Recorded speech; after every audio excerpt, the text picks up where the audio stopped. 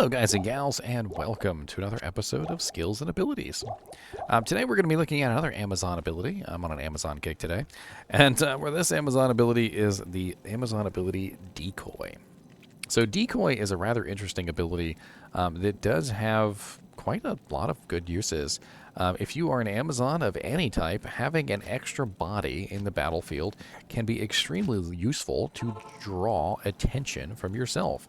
If I'm going into the middle of a fight and I can summon forth a decoy, that decoy can do a very good job taking the attention away from me. As you can see, they will attack the decoy, and the decoy will essentially just stand there until either he or she runs out of HP, or I manage to kill all the surrounding monsters. The decoy also has the abilities that you do.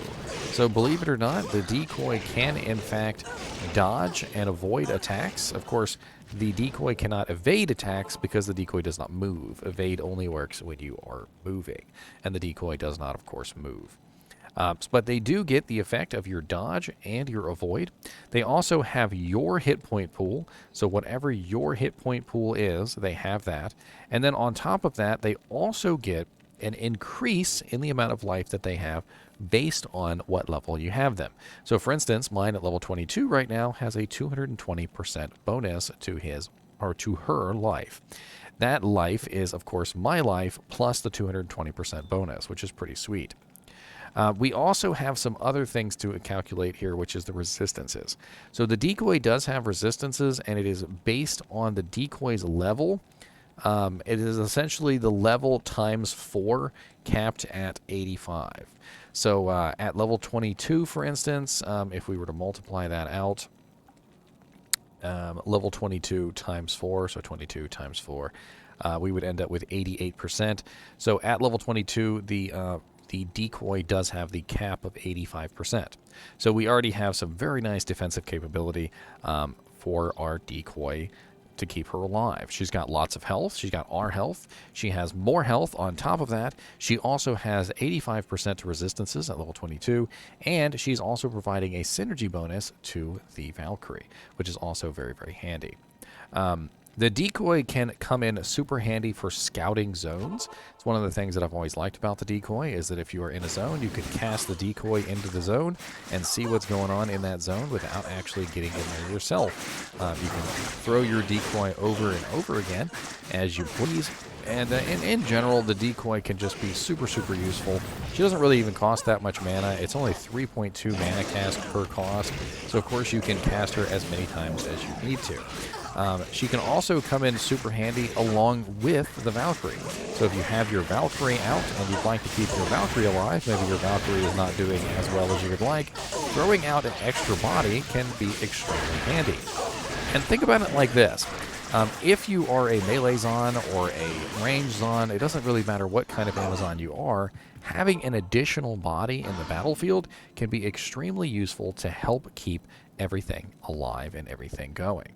Just like a necromancer who has an entire army of skeletons, his mercenary tends to stay alive relatively easily because, of course, the mercenary doesn't have to deal with everything on his own. And the same goes for the Amazon and her Valkyrie, her decoy, and her mercenary.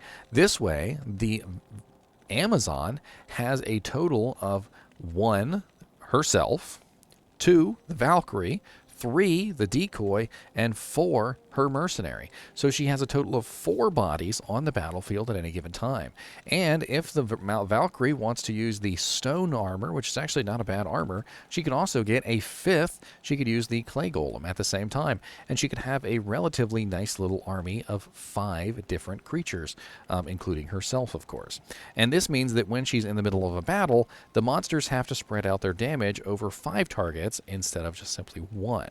And when you have the ability to spread your damage out like this so that multiple targets can absorb this damage, it means that you're going to stay alive a lot easier. So definitely consider that.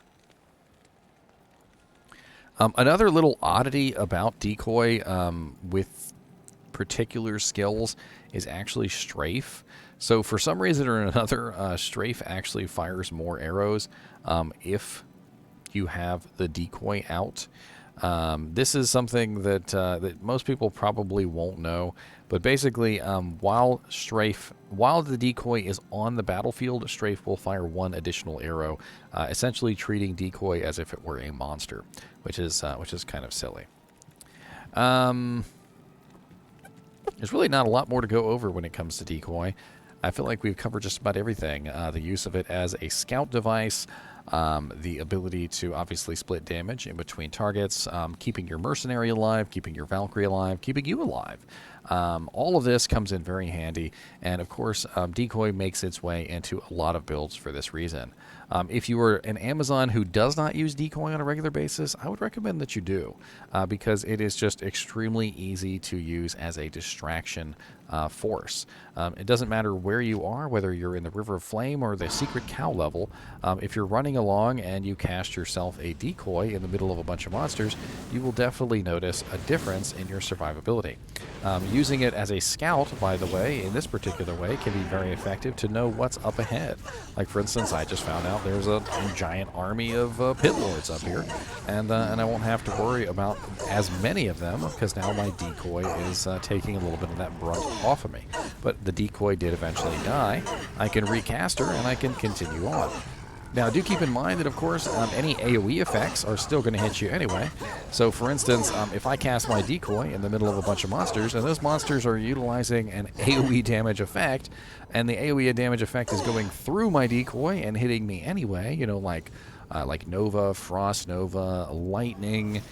There are quite a few different evil abilities that could potentially be very ouchy. One in particular, which is very easy to get hit by, is of course the gloams. As you can see, the gloams love to hit my decoy as well. And this is one of the things that I do love about having the decoy, is that in situations like this, where you are scouting out new locations, it's very, very handy to have a decoy to be able to cast off into the distance to see if there are lightning monsters or gloams or what kind of monsters there are ahead in the dungeons in front of you, so that you don't have to find out with your face. It's definitely not fun to find out with your face.